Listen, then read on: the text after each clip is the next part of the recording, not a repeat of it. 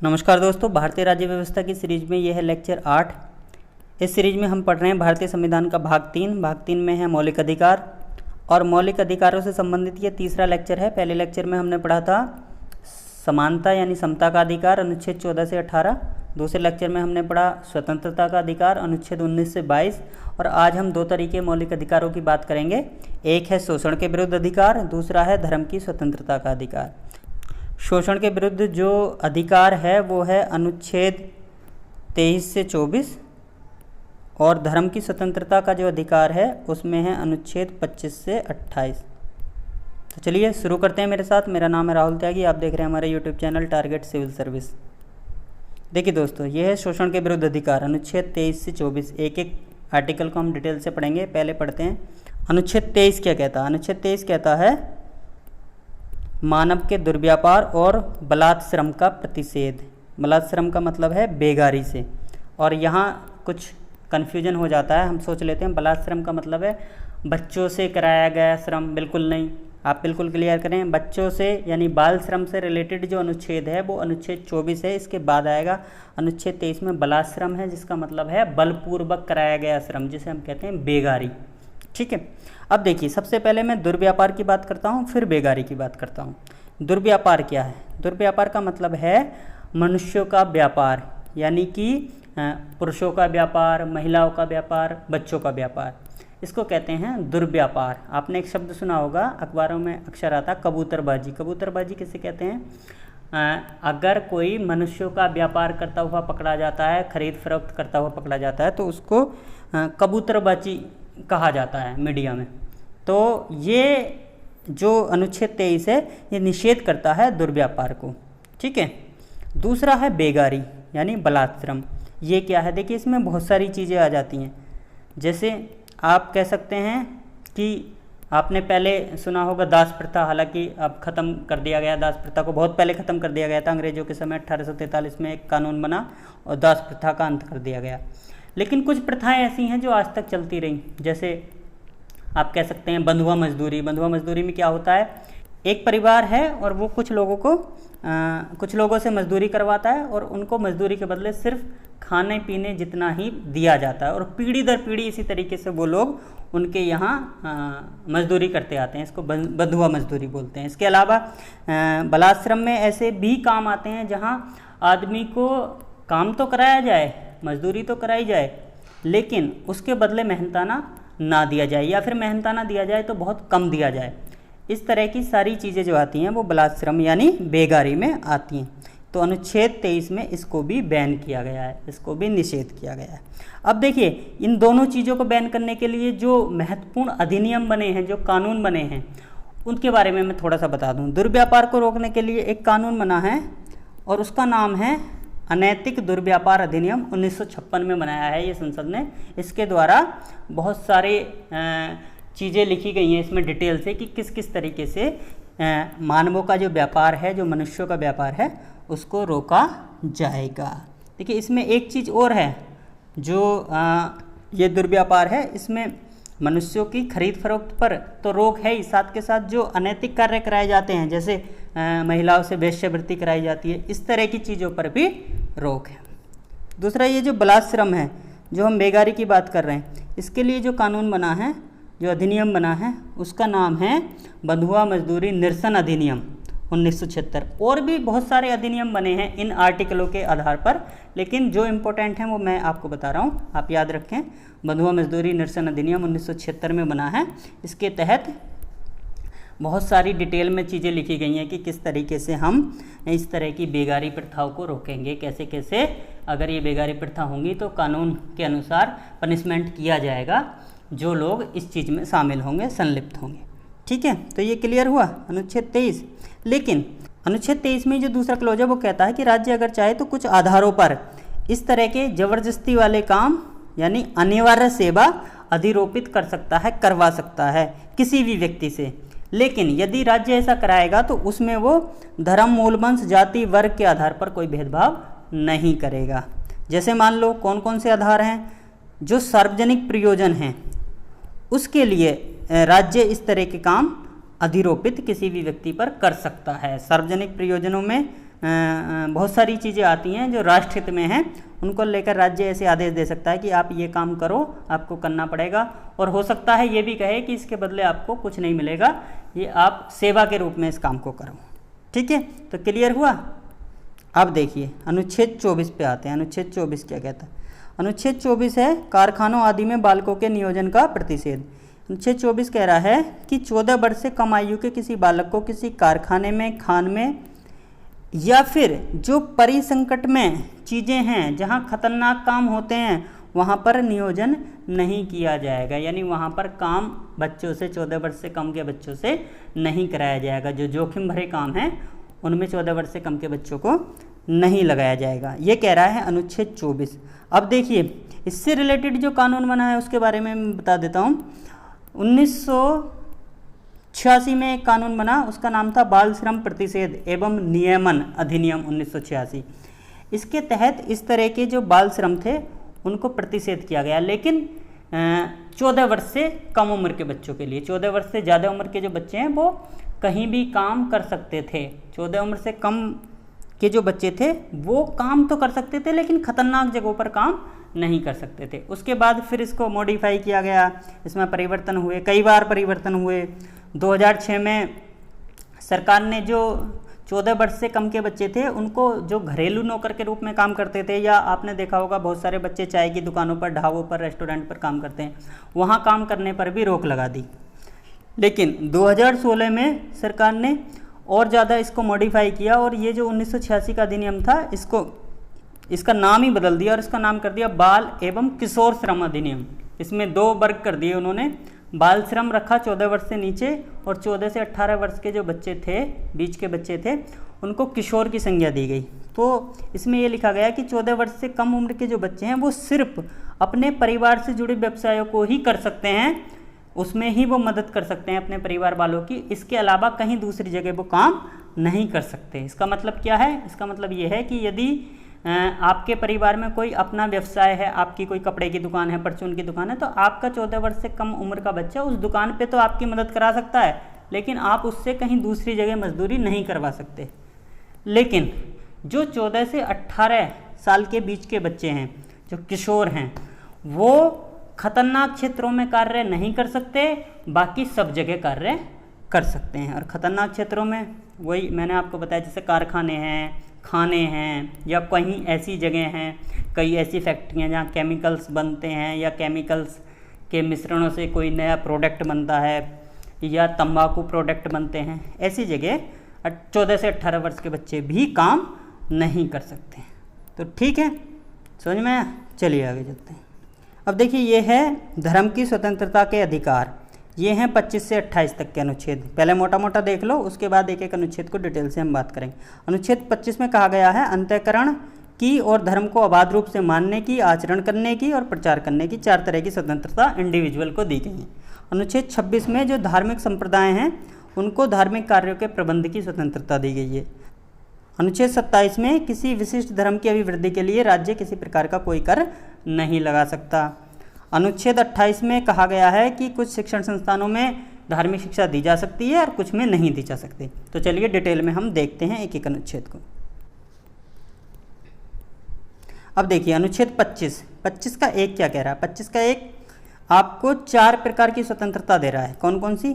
सभी व्यक्तियों को अंतःकरण की, धर्म को अबाध रूप से मानने की, धर्म का आचरण करने की और धर्म का प्रचार प्रसार करने की स्वतंत्रता है। इन चारों शब्दों को बहुत ध्यान से देखना, एक एक को मैं डिटेल से बताता हूँ। अंतःकरण का मतलब क्या है? अंतःकरण का मतलब है कि आप किसी को भी अपना इष्ट मान सकते हैं, आप उसकी उपासना कर सकते हैं, उसकी आराधना कर सकते हैं, आपको कोई नहीं रोकेगा।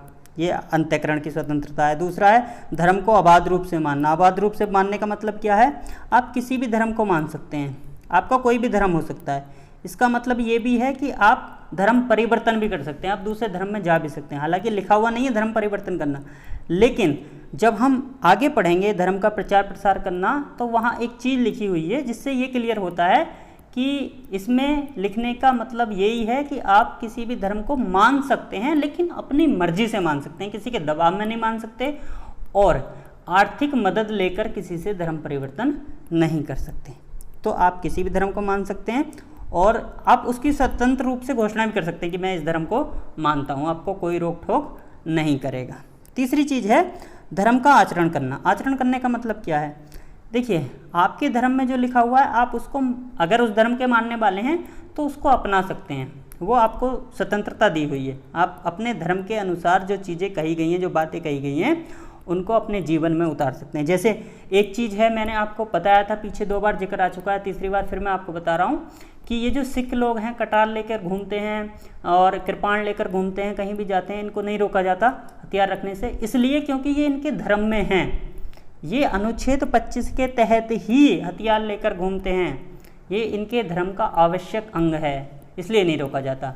एक मैं उदाहरण आपको और दूंगा। 2017 में सुप्रीम कोर्ट का 3 तलाक से रिलेटेड एक वर्डिक्ट आया, आपको पता होगा, सुप्रीम कोर्ट ने 3 तलाक को बैन कर दिया। इसकी जब हियरिंग हो रही थी तो जो मुस्लिम पक्षकार थे उन्होंने सुप्रीम कोर्ट में ये बात रखी कि ये हमारे धर्म का हिस्सा है, हमारे धर्म में लिखा है, इसलिए हम 3 तलाक को मानते हैं, आप इसमें हस्तक्षेप मत कीजिए। लेकिन सुप्रीम कोर्ट ने ये कहा अपने जजमेंट में, इसलिए हम 3 तलाक को बैन कर रहे हैं क्योंकि ये इस्लाम का हिस्सा नहीं है। दूसरी, इसके विपरीत देखिए, एक डिसीजन और आया है सुप्रीम कोर्ट का, आपको पता होगा, अभी पीछे क्या हुआ था, राजस्थान हाई कोर्ट में एक याचिका डाली गई, उसमें यह कहा गया कि जो संथारा प्रथा है, जैनियों में प्रचलित है, उस पर रोक लगाई जाए। क्योंकि ये जो संथारा प्रथा है, इसमें क्या होता है कि जब व्यक्ति जैन धर्म को मानने वाला अपनी आयु लगभग 60-70 वर्ष पूरे कर लेता है, 80 वर्ष पूरे कर लेता है, और उसको लगता है कि अब तूने सारे अपने कर्तव्य पूरे कर लिए हैं, तो वो अन्न जल ग्रहण करना बंद कर देता है और अपने धीरे धीरे प्राण छोड़ देता है। तो उसमें ये कहा गया उस याचिका में कि ये तो अनुच्छेद 21 का उल्लंघन है। 21 हमें प्राण एवं दैहिक स्वतंत्रता की आज़ादी देता है, यानी जीवन जीने का अधिकार देता है, और ये लोग जानबूझ के मर रहे हैं, तो ये प्रथा जो है ये गलत है, इस पर रोक लगाई जाए। और राजस्थान हाई कोर्ट ने इस पर रोक भी लगा दी। लेकिन फिर जैन समुदाय इसको लेकर गया सुप्रीम कोर्ट में, और सुप्रीम कोर्ट में उन्होंने ये प्रूफ किया कि ये जो है संथारा प्रथा हमारे धर्म का अंग है और हमें धर्म का आचरण करने का अधिकार है, इसलिए इसकी रोक को, जो रोक लगाई है हाई कोर्ट ने, इसको हटाया जाए। और सुप्रीम कोर्ट ने संथारा प्रथा पर लगी हुई रोक को हटा दिया है। ठीक है, तो क्लियर हुआ। अगर धर्म में कोई बात है और आप ये प्रूफ कर दें कि ये हमारे धर्म का हिस्सा है, आपको उस चीज़ को मानने से कोई नहीं रोक सकता। क्लियर। अब देखिए, चौथी चीज़ है प्रचार करने की। मैंने बताया प्रचार आप कर सकते हैं अपने धर्म का, आपको कोई नहीं रोकेगा, लेकिन उसमें लिखा है साफ साफ कि आप किसी को आर्थिक मदद का प्रलोभन देकर, आर्थिक लालच देकर किसी का धर्म परिवर्तन नहीं करा सकते, या फिर जबरदस्ती आप किसी का धर्म परिवर्तन नहीं करा सकते। यदि ऐसा आप कराते हैं तो उस पर राज्य रोक लगा सकता है। ठीक है, क्लियर है। अब देखिए 25(2) में क्या लिखा। 25(2) में ये लिखा है कि अनुच्छेद 25(1) की किसी बात के होते हुए भी किसी ऐसी विधि के प्रवर्तन पर प्रभाव नहीं पड़ेगा जो धार्मिक आचरण से संबंध किसी आर्थिक, वित्तीय, राजनीतिक या अन्य लौकिक क्रियाकलाप का विनियमन या निर्बंधन करती हो। दूसरा, सामाजिक कल्याण और सुधार के लिए या सार्वजनिक प्रकार की हिंदुओं की धार्मिक संस्थाओं को हिंदुओं के सभी वर्गों और अनुभागों के लिए खोलने का उपबंध करती हो। और देखिए यहाँ ये भी स्पष्ट कर दिया गया है कि जब हम हिंदुओं की बात कर रहे हैं तो हिंदुओं में सिर्फ हिंदू ही नहीं है, हिंदू शब्द का अर्थ है इसके अंतर्गत सिख भी हैं, जैन भी हैं, बौद्ध भी हैं। ठीक, ये क्लियर होना चाहिए। और इसमें ये भी स्पष्टीकरण दिया है जो मैंने आपको बताया कि कृपाण धारण करना और उसको लेकर चलना सिख धर्म का अंग माना जाए, सिख धर्म का एक आचरण माना जाए। क्लियर है। चलिए अब चलते हैं अनुच्छेद 26 पर। देखिए अनुच्छेद 26 में क्या है। अनुच्छेद 26 में है धार्मिक कार्यों के प्रबंध की स्वतंत्रता। एक चीज़ मैं स्पष्ट कर दूं, अनुच्छेद 25 जो था वो इंडिविजुअल के लिए था, किसी एक व्यक्ति को स्वतंत्रता देता था अपने धर्म से संबंधित। अनुच्छेद 26 धार्मिक संप्रदाय को धर्म से संबंधित स्वतंत्रता देता है। अब धार्मिक संप्रदाय में कौन आता है ये हमारे संविधान में तो नहीं लिखा, लेकिन सुप्रीम कोर्ट के अनुसार धार्मिक संप्रदाय होने के लिए 3 चीज़ें हैं, 3 शर्तें हैं। कौन कौन सी हैं? एक तो व्यक्तियों का एक ऐसा समूह हो जिसके विचार एक जैसे हों, एक जैसे विचारों के व्यक्तियों का समूह। दूसरा, वो समूह जो हो उसका एक संघात्मक ढांचा हो, एक स्ट्रक्चर बना हो। और तीसरा, उस समूह का एक नाम हो, ठीक है। यदि तीनों कंडीशन फुलफिल होती हैं तो वह धार्मिक संप्रदाय माना जाएगा, और यदि धार्मिक संप्रदाय है कोई तो फिर उसको ये 3-4 अधिकार हैं जो मिलेंगे अनुच्छेद 26 के तहत। कौन कौन से? धार्मिक मूर्त प्रयोजनों के लिए संस्थाओं की स्थापना और पोषण का अधिकार। यदि धार्मिक संप्रदाय है तो वो अपने प्रयोजन कर सकता है, धार्मिक प्रयोजन कर सकता है, मूर्त प्रयोजन कर सकता है, और इसके लिए वो संस्था बना सकता है। संस्था बनाने का अधिकार है, संस्था की स्थापना कर सकता है और उसका पोषण भी कर सकता है। दूसरा, अपने धर्म विषयक कार्यों का प्रबंधन भी कर सकता है। अपने धर्म से जो रिलेटेड कार्य हैं वो उसका खुद मैनेजमेंट करेगा। तीसरा, जंगम और स्थावर संपत्ति के अर्जन और स्वामित्व का भी उसको अधिकार है। जंगम का मतलब है चल संपत्ति, स्थावर अचल संपत्ति। तो चल संपत्ति अचल संपत्ति वो धारण कर सकता है और उसके स्वामित्व का भी अधिकार उसका ही रहेगा। चौथा है, ऐसी संपत्ति का विधि के अनुसार वो प्रशासन भी कर सकता है, विधि के अनुसार लेकिन। ठीक है, तो ये 4 जो अधिकार हैं ये दिए गए हैं धार्मिक संप्रदाय को, धार्मिक समूह को, मत को, और जो अनुच्छेद 25 में 4 अधिकार थे वो दिए गए थे किसी भी व्यक्ति को। ठीक है, क्लियर हुआ? चलिए आगे चलते। अनुच्छेद 27 में क्या लिखा है? देखिए, अनुच्छेद 27 में लिखा है कि राज्य किसी भी व्यक्ति को किसी ऐसे कर के लिए बाध्य नहीं कर सकता जिससे वो किसी धर्म विशिष्ट या धार्मिक संप्रदाय की अभिवृद्धि करे या पोषण करे। वो सभी धर्मों और धार्मिक संप्रदायों को बढ़ावा देने का काम कर सकता है, लेकिन समान रूप से। ऐसा नहीं है कि किसी विशिष्ट धर्म को बढ़ावा देने के लिए कोई वो विशेष कर लगा दे किसी व्यक्ति पर, ऐसा वो नहीं कर सकता।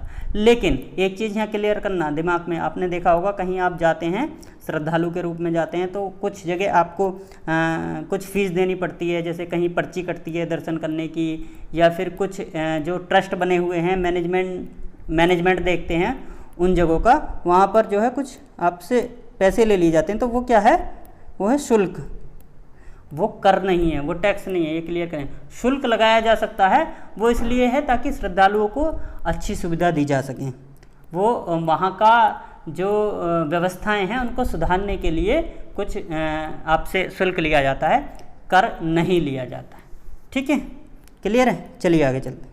अब देखिए अनुच्छेद 28 सबसे ज़्यादा इम्पोर्टेंट है। अनुच्छेद 28 क्या कहता है? देखिए, अनुच्छेद 28 में 3 तरह के शिक्षण संस्थानों की बात की गई है।